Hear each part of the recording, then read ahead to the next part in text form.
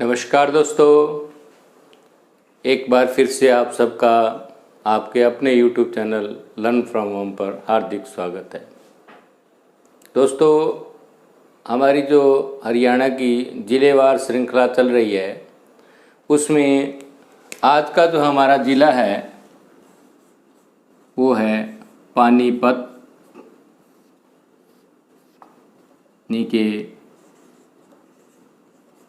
बुनकरों की नगरी या प्राचीन नाम पनप्रस्थ।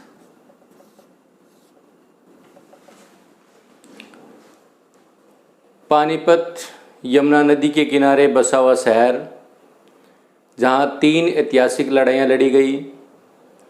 26 अप्रैल 1526 को बाबर की जीत और इब्राहिम लोदी की हार के साथ भारत में मुग़ल शासन की शुरुआत हुई। पानीपत, जहाँ मशहूर शायर अफ्तार हुसैन साली का जन्म हुआ। तो अब आते हैं इसकी लोकेशन देखते हैं।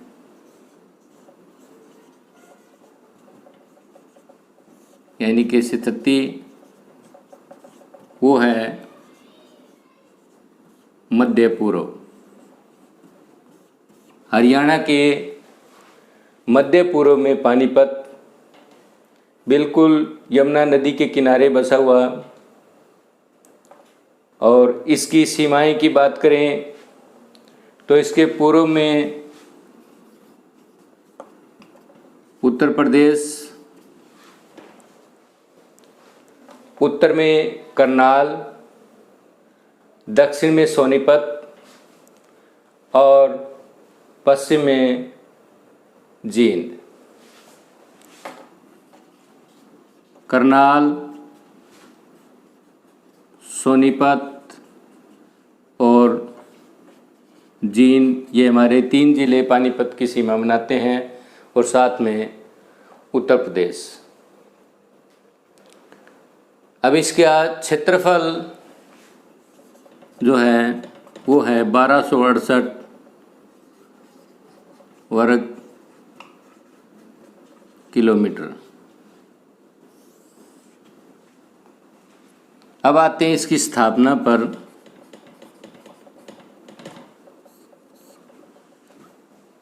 हरियाणा का पानीपत एक ऐसा ज़िला है जो 2 बार बना। पहली बार 1 नवंबर 1979 को करनाल से काट करके ज़िला बनाया गया, परंतु 24 जुलाई 1991 को फिर से इसे करनाल में मिला दिया गया। किन्हीं कारणों से फिर से 1 जनवरी 1992 को इसे स्वतंत्र जिला घोषित किया गया। तो यदि पेपर में आए 1 नवंबर 1979 हो तो भी ठीक, और 1 जनवरी 1992 हो तो भी ठीक, दोनों हो तो बाद वाला ठीक। 1 जनवरी 1992 और इनमें से एक हो तो वो ठीक। तो इसकी 2 डेट है, 1 नवंबर 1979 और 1 जनवरी 1992, 2 बार बना, और 24 जुलाई को एक बार बीच में दोबारा करनाल ज़िले में इसको मिला दिया गया था। अब इसकी तहसीलें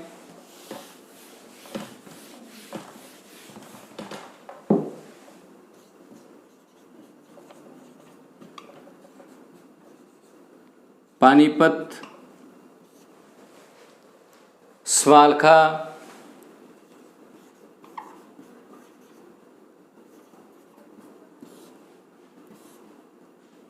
इसराना और बापोली। ये 4 तहसीलें हैं इसकी, पानीपत की। अब चलते हैं खेती बाड़ी की तरफ। तो इसकी मिट्टी जो है, यहाँ पीली मिट्टी है, परंतु यहाँ की मिट्टी में सभी फसलें होती है, लगभग सभी फसलें, और साथ में तिलहनी फसलें भी होती हैं यहाँ पर। तिलहनी यानी कि सरसों जैसे, लोबिया। खनिज की बात करें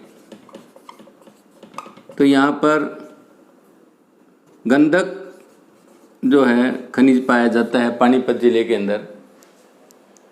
और अब जो पानीपत की जो खासियत है, यहाँ के उद्योग।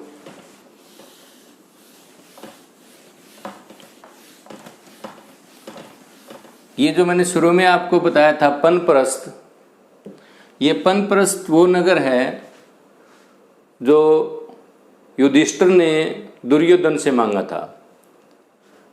युधिष्ठिर ने दुर्योधन से 5 नगर मांगे थे, जिसमें पनप्रस्थ भी एक नगर था।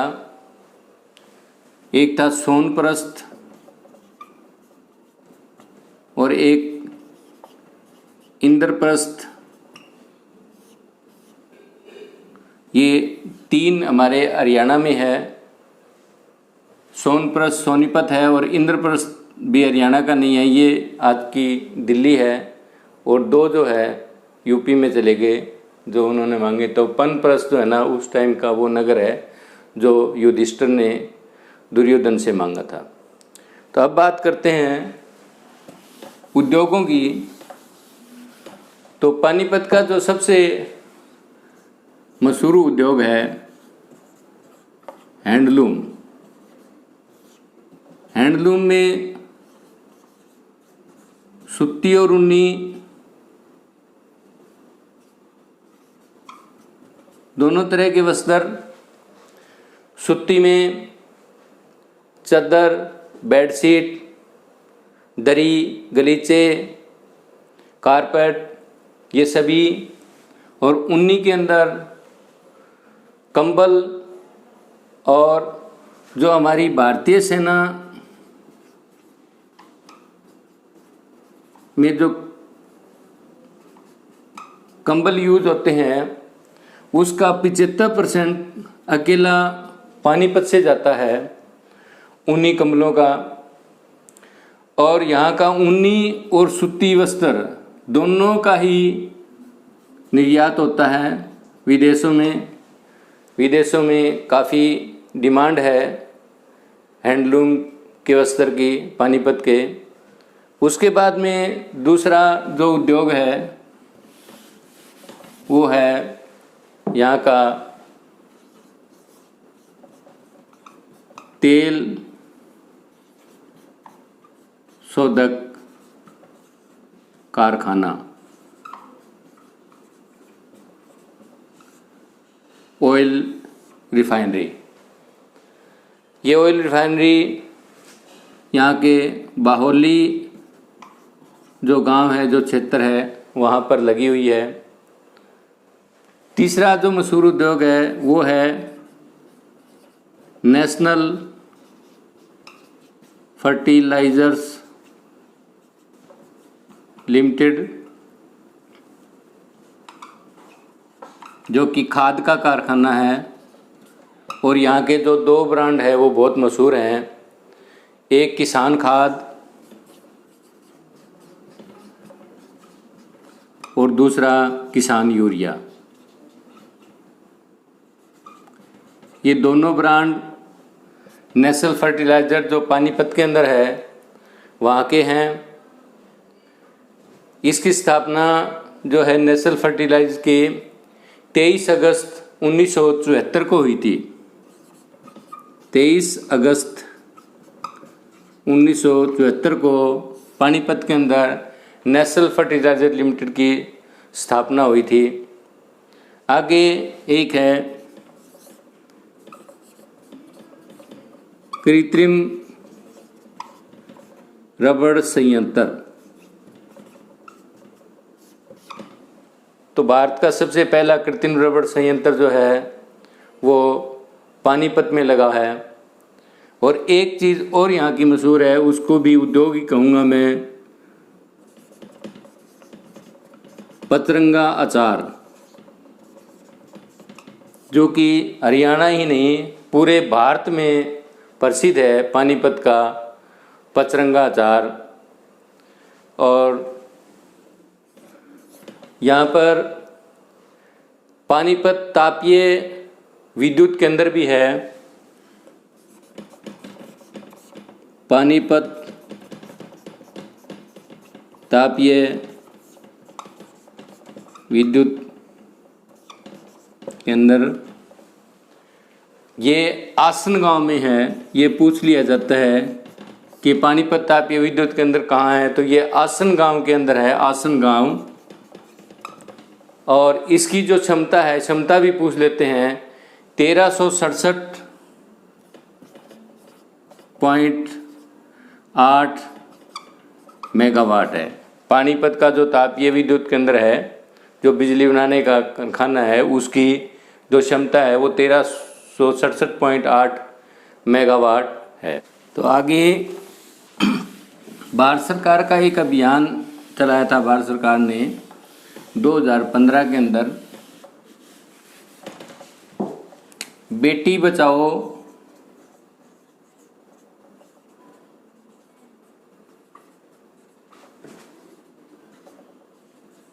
बेटी पढ़ाओ,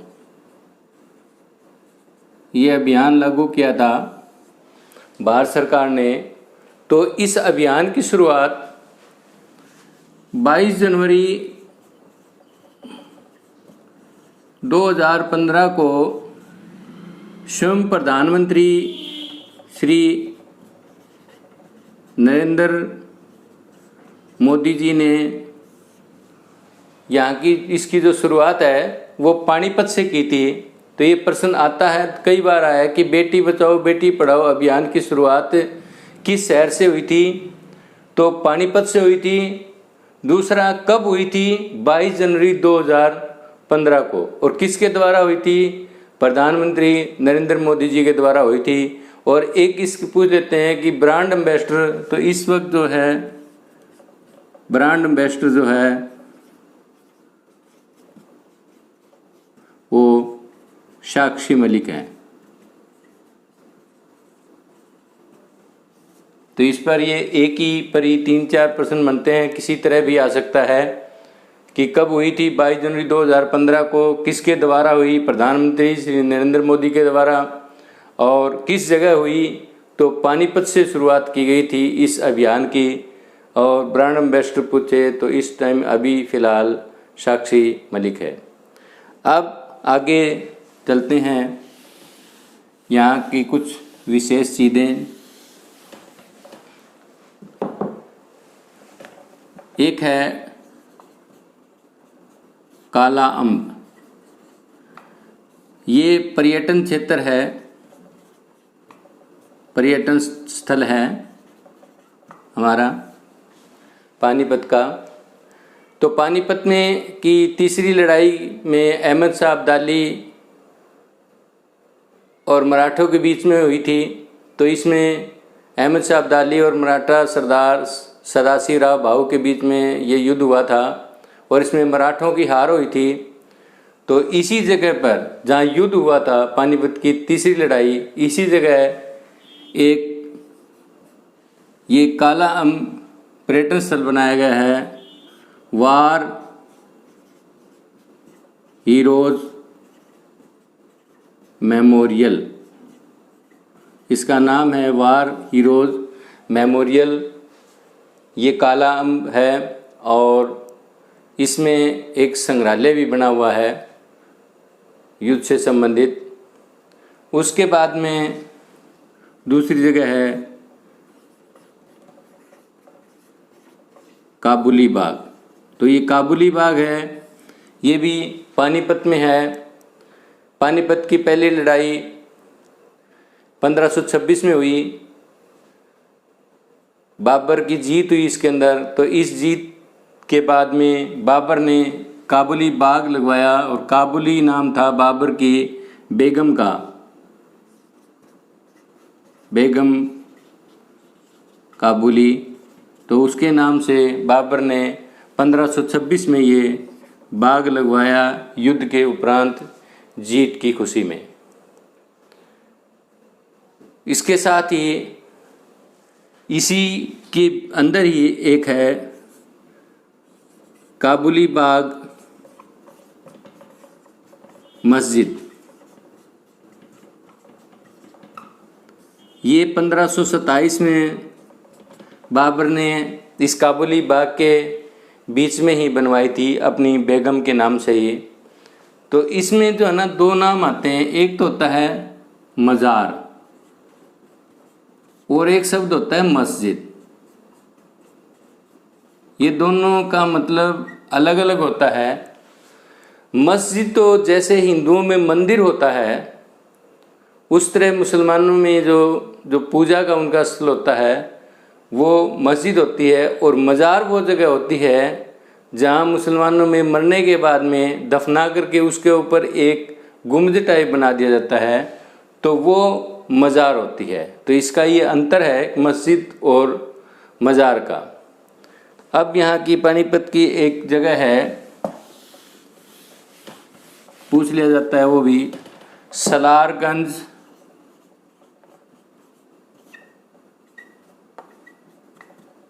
गेट या सलारगंज दरवाज़ा। ये सलारगंज दरवाज़ा भी पानीपत के अंदर ही है। फिर एक यहाँ सूफी संत हुए हैं चिश्ती संप्रदाय से,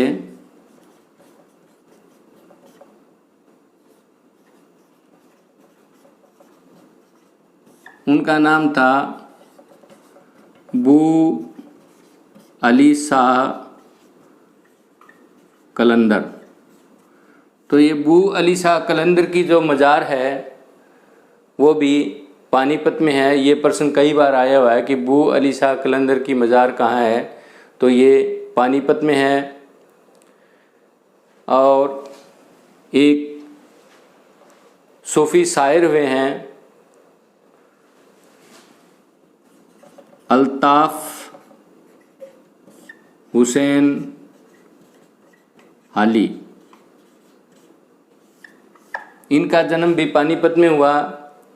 और इनकी जो कब्र है जहाँ इनको दफनाया गया था वो पानीपत में है। तो ये भी पूछ लिया जाता है कि अल्ताफ़ हुसैन हाली की कब्र कहाँ है, तो पानीपत में है। और हरियाणा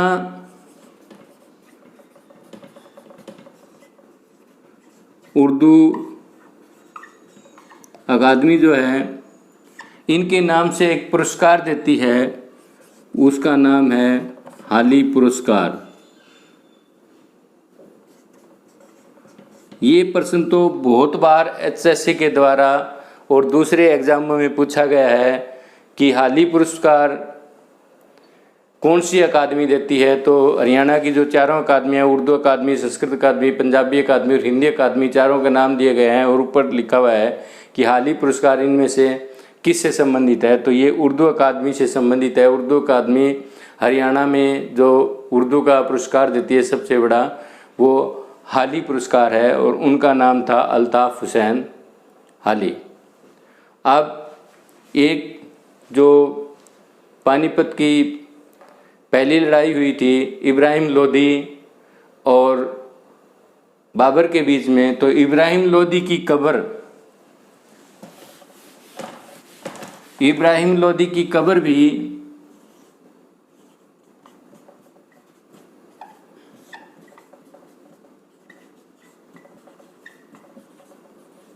पानीपत में ही है। ये प्रश्न भी पूछा गया कई बार कि इब्राहिम लोदी की कब्र कहाँ है, तो ये पानीपत में ही है। 1526 में युद्ध में इब्राहिम लोदी मारा जाता है और उसकी कब्र युद्ध स्थल पर ही बना दी जाती है। तो इब्राहिम लोदी की जो कब्र है वो पानीपत में ही है।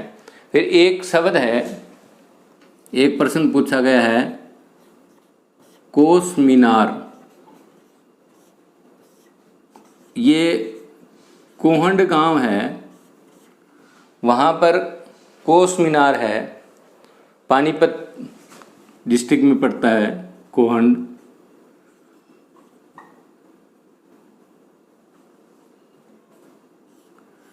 तो ये कोस मीनार क्या है?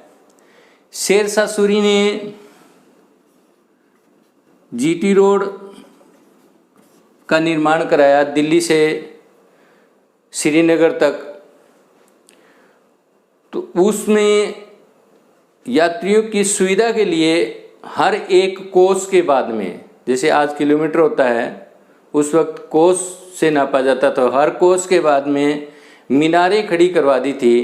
तो बाकी तो उस जीटी रोड पर जो हमारा पहले 1 नंबर हाईवे नंबर 1 था, नेशनल हाईवे नंबर 1, आजकल उसको नेशनल हाईवे नंबर 44 बोला जाता है, नहीं है। परंतु ये जो कोहंड गांव की जो कोस मीनार है ये आज भी मौजूद है। तो कोस मीनार कोहंड ये भी पानीपत से संबंधित है। और कहाँ है?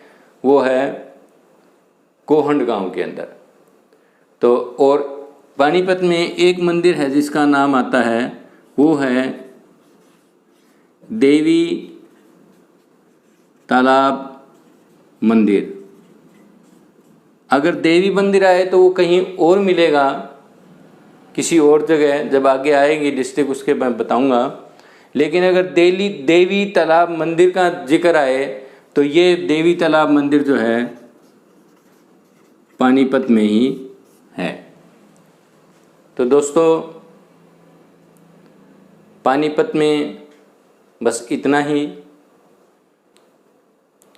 आपका वीडियो देखने के लिए बहुत बहुत धन्यवाद।